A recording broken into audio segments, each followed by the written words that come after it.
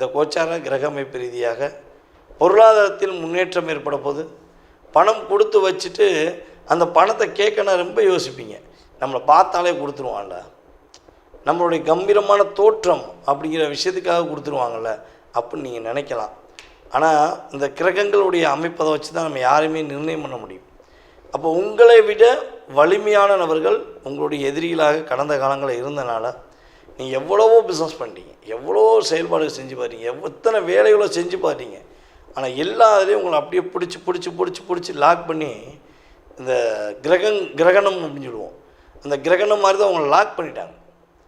நீங்கள் எந்த பக்கம் திரும்பி பார்த்தாலும் ஏதோ இருட்டாக இருக்க மாதிரி இருக்கும்.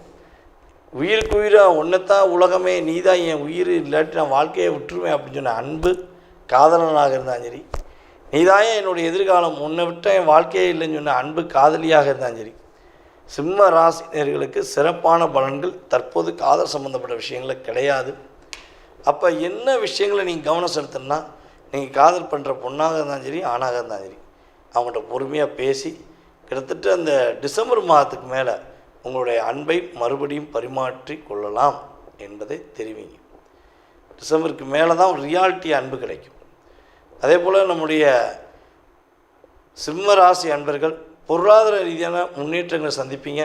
திருமண தடைகள் இருந்தாலும் அந்த தடைகள் விலகும்.